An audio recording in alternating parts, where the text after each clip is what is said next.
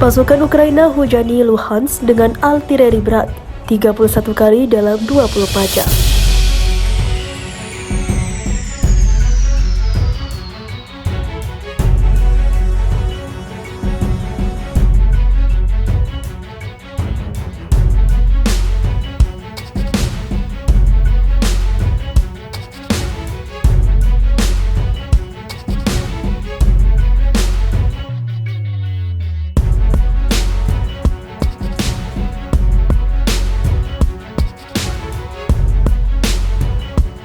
Angkatan bersenjata Ukraina menghujani Republik Rakyat Luhansk dengan tembakan artileri hingga 31 kali dalam 24 jam terakhir.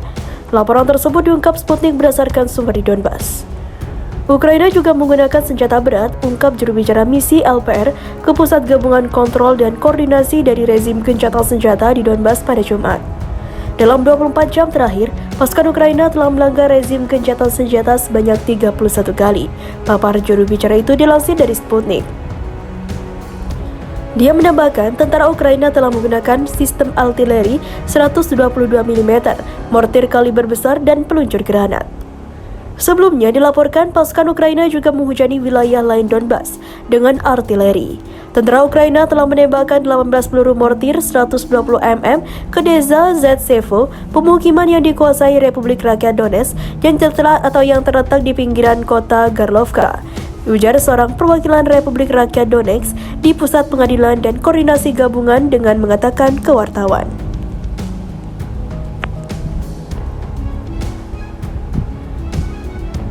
Pada 1940, penembakan direkam oleh formasi bersenjata Ukraina ke arah desa Zetsevo. 18 rancau ditembakkan, papar perwakilan itu. Pengerahan sistem mortir 120 mm di zona konflik Donbas dilarang berdasarkan perjanjian Minsk, kesepakatan damai yang disepakati awal 2015 untuk menegakkan gencatan senjata di Ukraina Timur dan pada akhirnya mengakhiri konflik sipil. Tembakan mortir terjadi di tengah eskalasi besar-besaran hujan mortir, artileri, dan juga tembakan senjata ringan di sepanjang garis kontak antara pasukan Ukraina dan milisi Donbas. Kedua belah pihak melaporkan puluhan pelanggaran gencatan senjata dan menyalahkan pihak lain untuk insiden kekerasan tersebut. Perwakilan kelompok kontak trilateral Republik Rakyat Luhansk, Rodion Mirosin, dan juga peringatan pada Jumat bahwa pengerahan sejumlah besar artileri tabung oleh tentara Ukraina di jalur kontak akan menyebabkan korban besar jika serangan besar militer dimulai. Ada penembakan di satu desa kecil bernama Zanzari, terletak antara Debaslev dan juga Performance di jalur kontak. Artileri 122 mm digunakan di sana, yaitu artileri tabung, papar Morsin. Dia menambahkan pada garis kontak kita melihat sejumlah besar artileri meriam kaliber 122 sampai 152 mm yang dapat menyerang pada jarak antara 20 sampai 40 km. Saya ingatkan Anda bahwa hanya ada 7 km antara garis kontak dan pusat Donetsk dan 12 km dari posisi di mana senjata itu dikerahkan dan dari pusat Lugansk. Artinya, jika artileri ini digunakan sekarang, tidak akan mungkin untuk menghindari pertumpahan darah yang besar dan sejumlah besar korban, papar dia. Mirosnik memperingatkan Donbas sedang didorong ke daerah atau ke arah pertempuran baru karena Kiev telah menunjukkan kurangnya kesiapan bernegosiasi dengan republik-republik yang memisahkan diri. Para pemimpin Donetsk dan juga Luhansk memerintahkan evakuasi penduduk sipil mereka pada hari Jumat dengan alasan bahaya serangan habis-habisan Ukraina.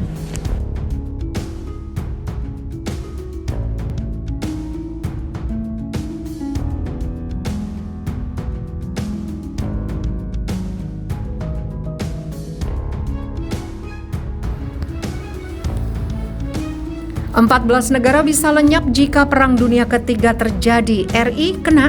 Kondisi geopolitik dunia kembali memanas. Hal ini ditandai oleh ketegangan beberapa negara yang terjadi dalam waktu dekat ini. Sebanyak 14 negara berpotensi bakal terkena imbasnya. Terbaru adalah ketegangan geopolitik antara Rusia dan Ukraina yang melibatkan Amerika Serikat dan NATO. Rusia diyakini akan menyerang Ukraina, di mana intelijen Barat mengklaim sekitar 100.000 pasukan sudah berada di wilayah sekitar perbatasan kedua negara.